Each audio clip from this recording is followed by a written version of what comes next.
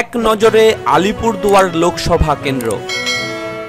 রাজ্যের প্রথম দফার 17তম লোকসভা নির্বাচন 11ই এপ্রিল অর্থাৎ কাল। এক নজরে দেখে নেওয়া যাক আগামীকাল বৃহস্পতিবার ভোটের খুঁটিনাটি তথ্য। পশ্চিমবঙ্গের এই আসনটি তপশিলি উপজাতির প্রার্থীদের জন্য সংরক্ষিত। তো বন্ধুরা, এই ভিডিওতে এই বিষয় নিয়ে আলোচনা করব। আমি রয়েছি আপনার সঙ্গে শুভঙ্কর, আপনি দেখছেন আপনার প্রিয় ইউটিউব চ্যানেল এরা ফ্রেন্ড। আগামীকাল অর্থাৎ বৃহস্পতিবার রাজ্যের প্রথম দফার 17তম লোকসভা নির্বাচন। তো বন্ধুরা, আলিপুরদুয়ার লোকসভা কেন্দ্রটি জন্ম হয়েছিল 1977 সালে। এই লোকসভা কেন্দ্রে মোট 60টি বিধানসভা কেন্দ্র রয়েছে। তা হলো তুফানগঞ্জ, কুমারগ্রাম, কালচিনি, আলিপুরদুয়ার, ফালাকাটা, মাদারিহাট ও নাগরাকাটা। এক নজরে দেখে নেই সেই জরুরি তথ্যগুলো। তো অবশ্যই ভিডিওটি শুরু করার আগে আপনার কাছে করছি ছোট্ট রিকোয়েস্ট, চ্যানেলে যদি নতুন হয়ে থাকেন চ্যানেলটিকে সাবস্ক্রাইব করবেন এবং পাশের ঘন্টাটিকেও ভালো মতন বাজিয়ে দেবেন, তাহলে কোনো ভিডিও কিন্তু আপনার মিস হবে না। তো বন্ধুরা, এখানে মোট বুথের সংখ্যা হচ্ছে 1834টি এবং স্পর্শকাতর বুথের সংখ্যা 544।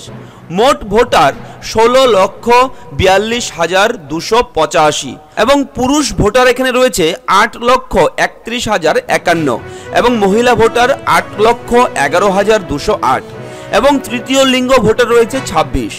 সূত্রের খবর, আলিপুরদুয়ার লোকসভা কেন্দ্রে 21 কোম্পানি কেন্দ্রীয় বাহিনী মোতায়েন রয়েছে, কিন্তু সব বুথে থাকছে না কেন্দ্রীয় বাহিনী। 1834টি বুথের মধ্যে 1290টি বুথে থাকবে সশস্ত্র পুলিশ বাহিনী।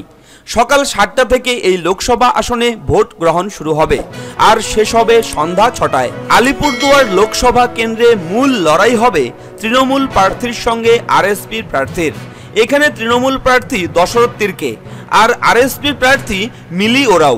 বিজেপির প্রার্থী রয়েছে জন বার্লা, কংগ্রেস প্রার্থী মোহনলাল বসুমাতা এবং এসইউসিআই এর রবিচন রাভা এবং নির্দল প্রার্থী প্রশান্ত জয়ন্ত কিন্দো। 2014 সালের লোকসভা ভোটে জিতেছিলেন তৃণমূল কংগ্রেসের দশরথ তির্কে। তার প্রাপ্ত ভোট ছিল 3,62,453টি ভোট।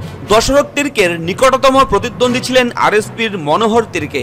তার প্রাপ্ত ভোট ছিল 3,41,056টি ভোট। ভোটের ব্যবধান ছিল 21,397টি ভোটের। এবার কি হয় তা জানা যাবে 23শে মে 2019। তো এই তথ্যটি আজকে দেওয়ার ছিল। যদি ভালো লাগে অবশ্যই লাইক করবেন ভিডিওটি এবং শেয়ার করে অন্যের কাছেও পৌঁছে দেবেন। ফিরছি পরবর্তী লেটেস্ট বিগ আপডেট নিয়ে। ততক্ষণ ভালো থাকবেন, সুস্থ থাকবেন, সুরক্ষিত থাকবেন এবং আপনার পরিবারকেও অবশ্যই সুরক্ষিত রাখবেন। ফিরছি পরবর্তী ভিডিও নিয়ে। জয় হিন্দ, বন্দে মাতরম, নমস্কার।